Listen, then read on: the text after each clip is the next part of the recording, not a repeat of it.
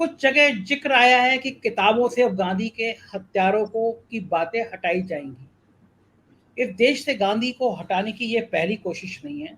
ऐसे बहुत सारे गोडसे की मानसिकता के लोग गांधी को मारने की लगातार कोशिशें करते रहते हैं देश में।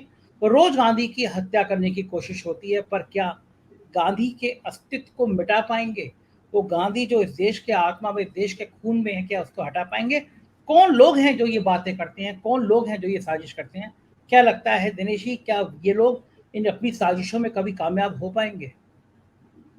जी, आप सभी पैनलिस्ट को नमस्कार। धन्यवाद, आपने मुझे आमंत्रित किया।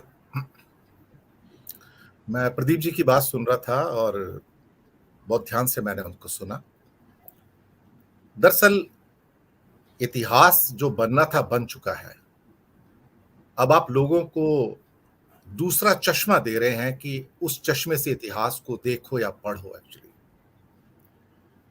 लेकिन जितना मैं थोड़ा बहुत जानता हूं, जो मैं इंडोलॉजिस्ट के मेरे साथ मैं मिला हूं उनसे, अशोक मिश्रा जी, मैंने सीरीज की है ऋग्वेद के ऊपर पूरी, अभी यजुर्वेद की सीरीज इस महीने आ रही है। और बहुत कुछ मैंने सीखा भी और बहुत कुछ मैंने उनसे पाया भी। और बाकी जो इतिहास थोड़ा बहुत मैंने पढ़ा वही पेश करूंगा। दरअसल भारत हमेशा से महावीर और बुद्ध का ही देश रहा है, हमेशा से मध्यम मार्ग वाला देश रहा है। हम कोई अतिवादी देश नहीं रहे हैं, यानी कि अति वामपंथी या अति दक्षिणपंथी हम नहीं रहे हैं। अति किसी भी चीज की होती है, बुरी होती है। लेकिन जैसे पहले वामपंथ बुरा था तो अब दक्षिणपंथ उसी अतिवाद में आ गया, और उसके बहुत सारे उदाहरण आपको बाहर भी मिलेंगे। बोल्सोनारो है, एर्डोगान है, नेतन्याहू है जो लेटेस्ट, जिस ढंग से उनका इजराइल में रौद्र रूप देखने को मिल रहा है, लेकिन वहां की जनता पूरी सड़कों पर है और उन्हें मजबूर कर रहे हैं। ना तो गांधी को मिटाया जा सकता है, ना बुद्ध को मिटाया जा सकता है।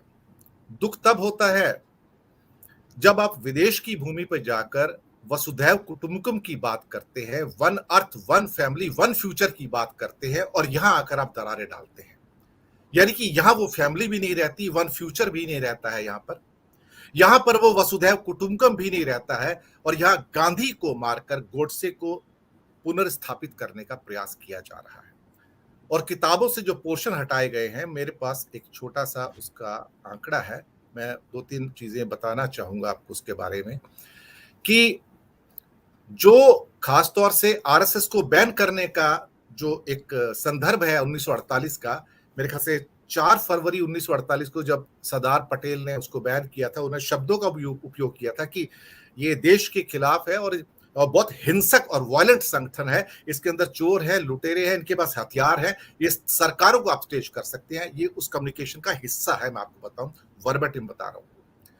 इसमें जब उसके जब बैन किया गया तो ये पोर्शन हटा दिया गया ताकि बच्चे ये ना पढ़ पाए कि आरएसएस एक ऐसा संगठन था जिसको हटाया गया।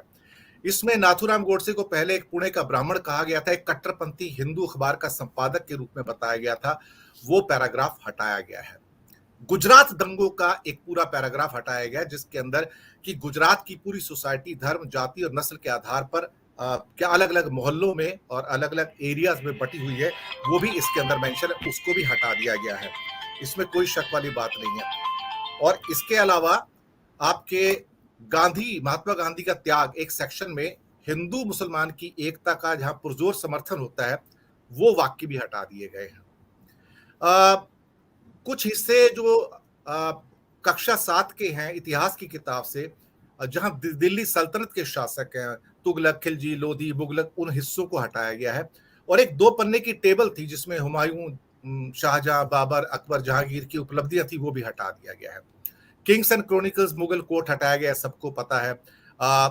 जो गजनी का अटैक है भारत के ऊपर, उसके कुछ शब्द हटाए गए हैं, सुल्तान शब्द हटाया गया है। इसके अलावा एक हिंदुस्तान टाइम्स की रिपोर्ट आती है जिसमें वो कहते हैं कि एक बीजेपी के एक दिल्ली के बड़े नेता हैं जिन्होंने मुगलिया जो शासक थे उनको चोर और पॉकेट मार कहा है कि इनका शासन था। उनको एक दो गीतकार भी हैं, वो उनको रॉबर्स एंड लुटेरे कहते हैं, भारत में आए थे। मुझे नहीं समझ में आता कि आप इस ढंग से अगर भारत की क्या कहते हैं इतिहास को पुनर्भाषित करने का प्रयास करेंगे तो आप भारत के बच्चों को थाली में क्या परोस कर दे रहे हैं। दरअसल ये जो घृणा है जो है उसके प्रति, आप ताजमहल को देख लीजिए, लाल किला देख लीजिए, सब कुछ देख लीजिए। अब क्या आप इनक्रेडिबल इंडिया के कैलेंडर से ताजमहल हटा देंगे? भारत के बारे में जब आप विदेश जाते हैं और लोगों से पूछते हैं कि भारत के बारे में क्या जानते हो, तो दो उत्तर आते हैं। बहुत देश मैं भी घूमा हूं संजय जी, और मैंने लोगों से पूछा कि भारत के बारे में आप क्या जानते हैं, तो पहला वर्ड आता है कि इंडिया, ताजमहल पहला वर्ड आता है, कि जो प्रोमिनेंट एक बहुत बड़ा मॉन्यूमेंट है, और वो शाहजहां का मॉन्यूमेंट है जिसे लोग देखने आते भारी मात्रा में, लाखों में। दूसरा व्यक्ति कोई ऐसी कोई चीज जिसे लोग जानते हो भारत के बारे में, तो नाम आता है महात्मा गांधी का। गांधी और ताज, ये दो चीजें हैं जो लोगों के जहन में आते हैं। उनके जहन में सैकड़ों सर्वे कराने के बाद भी नरेंद्र दामोदर दास मोदी नहीं आता, मैं आपको बता दूं। वहां पर यही दो व्यक्ति आते हैं, यानी कि एक गांधी जी और एक ताजमहल, क्योंकि गांधी तो इतिहास पुरुष है।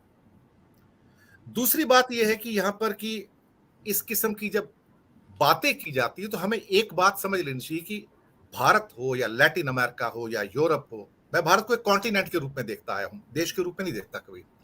ये सभ्यताओं का इवोल्यूशन है, सभ्यताओं का विकास है। यहां लोग आते गए हैं, बसते चले गए हैं, तभी ये भारत बसा है। आप पूरा का पूरा ऑस्ट्रेलिया देखिए, अमेरिका देखिए, कनाडा देखिए, यूरोप देखिए, सब माइग्रेशन से आए हैं, कोई यहां से कोई वहां से। किसी का मालिकाना हक नहीं था यहां पर पहले। यहां तो कुशान भी आए, हूंस भी आए, स्लेव्स भी आए, खिलजी, लोदी, तुगलक, ना जाने कौन कौन आया यहाँ पर। आते गए, बसते गए, सभ्यताओं को इवॉल्व करते चले गए।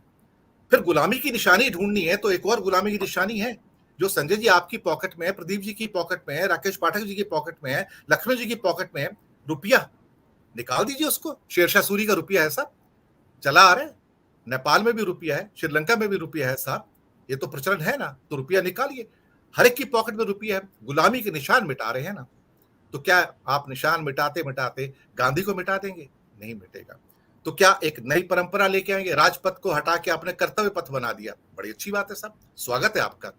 तो क्या इस बार आप 2024 से पहले अंतिम भाषण में 15 अगस्त को लाल किले की प्राचीर से भाषण नहीं देंगे, किसी नई जगह से देंगे? एक नई परंपरा का उदय करेंगे कि अब दास्ता से मुक्ति का समय आ गया है? हमारे प्रधानमंत्री जी यही बोलते हैं, आदरणीय, मैं तो खुद कहता हूं। तो फिर लाल किला क्यों उसके लिए? वो तो आक्रांताओं का, मुगल आक्रांताओं का प्रतीक है। वहां चढ़कर भाषण क्यों दिया जा रहा है? नागपुर भी जा सकते हैं, भारत के किसी भी हिस्से से आप भाषण दे सकते हैं, क्या फर्क पड़ता है? वो नागपुर भी जिसने 50 साल तक भारत के झंडे को स्वीकार नहीं किया और वहां फहराया नहीं है, वो भी तो है। लेकिन हम जितना मुगलों पे अटैक करते हैं उतना हम ब्रिटिश पे अटैक नहीं करते। आपने कभी नोट किया दक्षिणपंथियों को? उन पे कभी इतना अटैक नहीं करेंगे। ये खास बात है, मैं आपको बताऊं। लेकिन क्या कहा जाए, इनको, इनके इतिहास में इनका विरासत कुछ नहीं है, इनके पास दिखाने के लिए कुछ नहीं है। तो अब क्या करें? जो निशान है उन्हीं को मिटा दो। तो उसमें जो मुगलिया विरासत है उसको मिटाएंगे, या उससे पहले की कुछ और विरासत है उसको मिटाएंगे। बनाया कुछ नहीं है, बिगाड़ेंगे जरूर।